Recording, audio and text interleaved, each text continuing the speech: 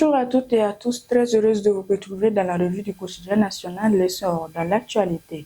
14 janvier 2022, 14 janvier 2026, cela fait exactement 4 ans que le Mali célèbre la journée nationale de la souveraineté retrouvée sur toute l'étendue du territoire national.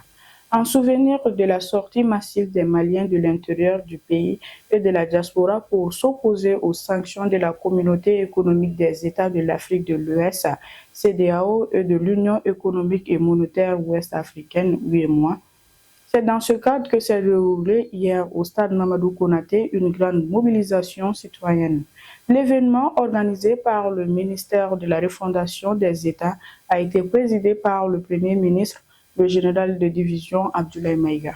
Dans le cadre de la célébration de la Journée nationale de la souveraineté retrouvée, les autorités ont instruit les établissements scolaires d'enseigner aux élèves une leçon modèle sur le thème « Souveraineté retrouvée, construisons le Mali de demain ».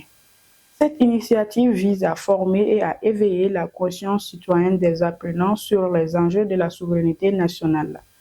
Le ministre de l'Économie et des Finances, Alfousseni Sanou, et son collègue chargé des Affaires étrangères, Abdoulaye Diab, ont assisté hier à Kati, au lycée public Mambi Sidibé, à la leçon modèle dispensée par le professeur principal d'enseignement secondaire général Issa Diawara. Le Sénégal s'est qualifié hier pour la finale de la 35e édition de la Coupe d'Afrique des Nations en battant l'Égypte 1-0 au stade Ibn Battuta de Tanger. L'unique but de la rencontre porte la signature de Sadio Mané. En finale, les Lions de la Teranga affronteront les Lions de l'Atlas du Maroc, qui ont éliminé le Nigeria battu 4-2 au tir au but. La finale se jouera à Rabat ce dimanche 18 janvier à 19h, tandis que le match de la 3e place est prévu le samedi à Casablanca à 16h. Rabat, la capitale politique du Maroc, est aujourd'hui le centre de gravité du football féminin africain. La Confédération africaine de football CAF y organise un double événement majeur. Le tirage au sort de la CAN féminine 2026 et la révélation des derniers lauréats des CAF Awards 2025 catégorie féminine. Prévue à partir de 13h GMT, la cérémonie du tirage au sort marquera une étape inédite dans l'histoire de la compétition. Pour la première fois, la phase finale de la CAN féminine accueillera 16 équipes, contre 12 lors des éditions précédentes.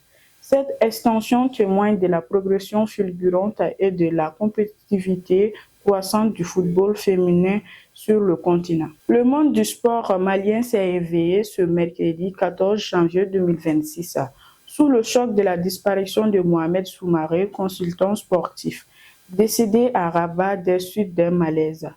Officier média du Stade malien de Bamako et membre de la commission d'organisation du championnat professionnel Ligue 1 Oran, il s'est fait connaître du grand public à travers sa rubrique « Enfin que nul n'oublie », consacrée aux anciens sportifs tombés dans l'oubli. Sa disparition laisse un grand vide au sein de la famille sportive nationale, paix à son âme. Et c'est la fin de cette revue de presse. Merci de nous avoir suivis et n'oubliez pas de nous suivre sur notre site web www.lessor.ml ainsi que sur toutes nos plateformes digitales. Au revoir.